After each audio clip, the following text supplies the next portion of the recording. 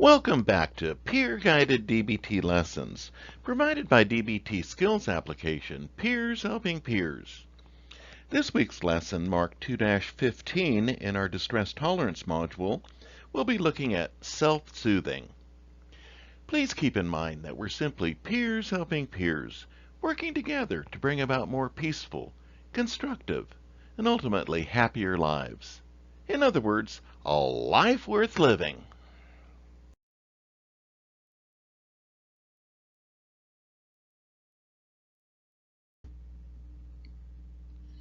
Self-soothing is particularly important for the emotionally sensitive, yet many don't think about, forget, or discount the need for and the effectiveness of self-soothing activities. In upset moments, it's hard to think about calming yourself. Plus, self-soothing does not come naturally to everyone and requires thought and action. A stress response is a natural part of our survival pattern, as explained by Karen Hall, Ph.D., the director and owner of the Dialectical Behavior Therapy Center in Houston, Texas. The amygdala plays a big role in sounding an alert for threatening situations and triggers fight or flight behaviors.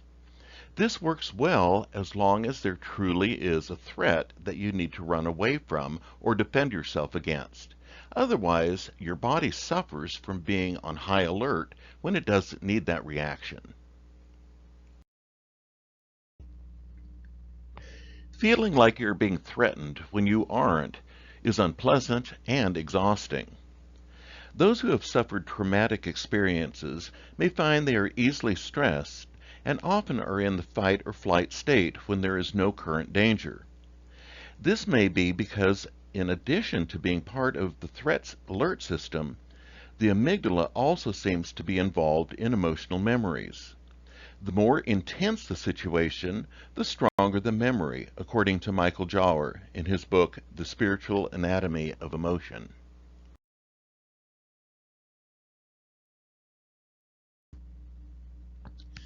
Early trauma in infancy, childhood, or even before birth is believed to influence the programming of the body's stress activation system, the hypothalamic pituitary adrenal or HPA system, making the set point lower than it is for those who do not experience such trauma. The result is that people who have experienced early trauma are more hypervigilant and more likely to experience stressful reactions. They are prone to debilitating conditions such as migraines, allergies, and chronic pain. Being more reactive to the world in general seems to result from early trauma. Active, purposeful self-soothing would tend to be more difficult for these individuals, and also more necessary.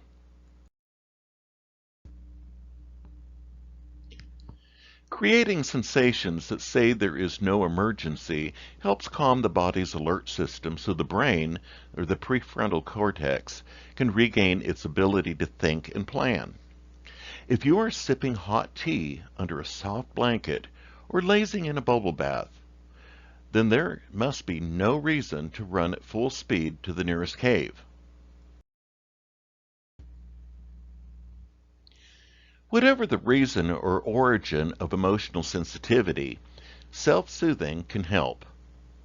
Self-soothing is part of finding a middle ground, a gray area between being detached or numb and experiencing an emotional crisis or upheaval. Allowing yourself to experience the uncomfortable emotions without feeding them and making them more intense enables the emotions to pass. Soothing yourself helps you tolerate the experience without acting in ways that are not helpful in the long run or blocking the emotions, which makes the emotions grow larger or come out in ways you didn't intend.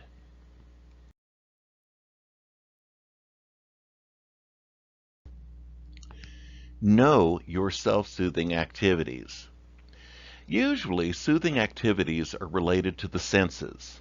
Different people are comforted in different ways and may prefer one sense over another. Sometimes what is soothing for one situation is not the same as what is soothing in a different situation. When your alert system is firing danger, then physical activity may help, like playing a fast-moving game of racquetball or going for a walk.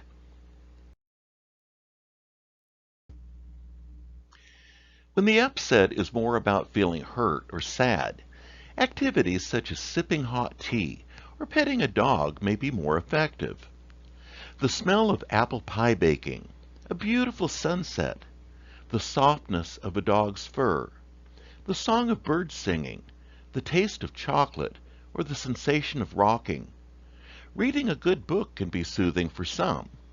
Being with a good friend, someone you feel safe with and loved by, can be soothing. Experiment with the different senses to see what works best for you. Some may be best soothed by focusing on a specific sense. Some people are more visual than others, and some are more auditory. Finding out what works best for you through practicing self-soothing in different situations will help you manage your emotions more effectively. You may want a way of reminding yourself to self-soothe and what to do, as people do not think clearly when upset. Motivation to self-calm in tense moments can be low. During times of stress, relief may literally be at the tip of your nose. Intentionally engaging our five senses, hearing, touch, smell, taste, and sight, are incredibly powerful tools in providing instant relief in a hectic world. Plus, they're free. Are you a visual person? Do you love music? Do what works best for you and develop an individualized stress relief plan. Let's take a look at the sense of smell. Whether it's the delicious smell of fresh baked banana bread or roasted vegetables, the natural aromas of lavender soap, flowers in the park, or pine trees, or in a forest, aromatherapy is a powerful way to relax. You can create the type of atmosphere that you want with natural aromas from flowers or essential oils. 99% of taste is in fact smell. So, take a moment to inhale a piping hot mug of your favorite tea and slowly and deeply breathe in the flavor of your food, appreciating where it came from and how it was made. What about the sense of hearing? Sounds have the ability to calm our racing minds and bodies. Listen to a cat purring. Play or listen to your favorite relaxing music. A personal favorite of mine is calming piano, instrumental, guitar, and classical music.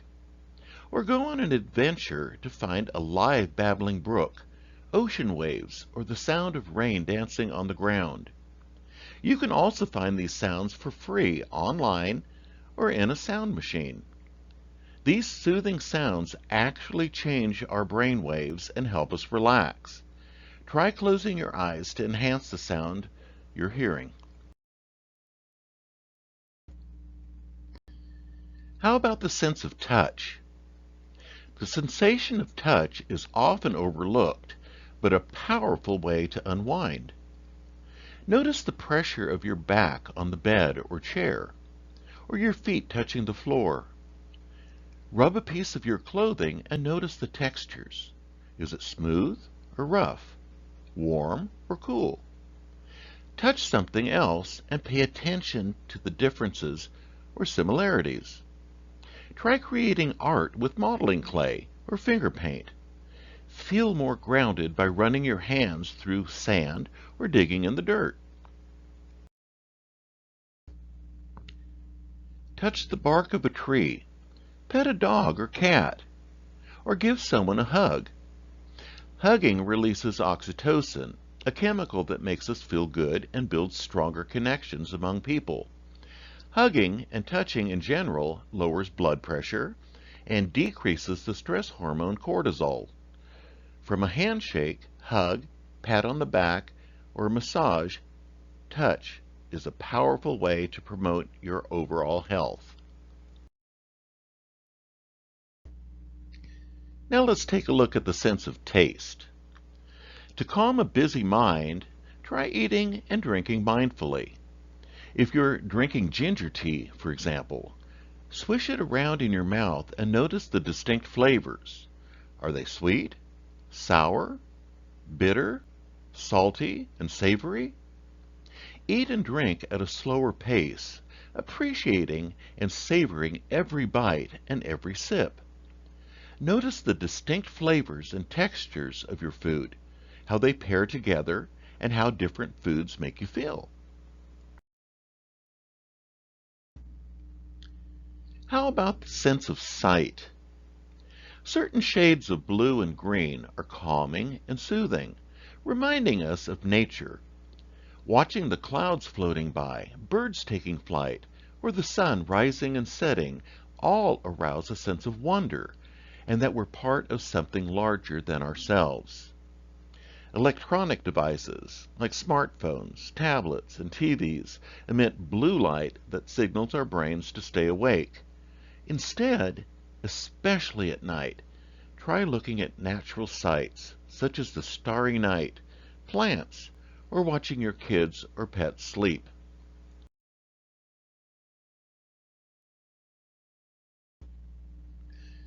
Create self-soothing experiences. A self-soothing experience involves more than one sense and has an overall feel of valuing the self. Having your favorite meal at a table set with cloth napkins and pretty dishes while listening to music you love would be a self-soothing experience for some. A bubble bath with your favorite scent, a favorite drink, and listening to a book on tape could also be a self-soothing experience.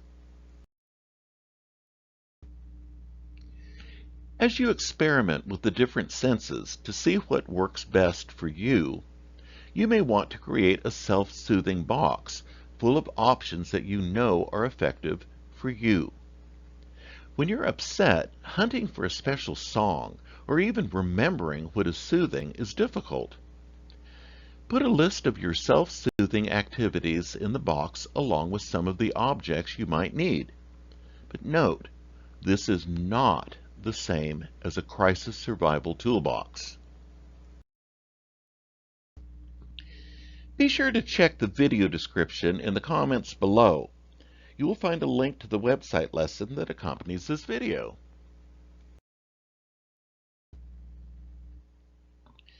You will also find links to the handouts and worksheets created to complement this video. And while you're there, if you found this video helpful, be sure to like it. Next time in our peer-guided DBT lessons, we'll be starting a new module, Emotion Regulation.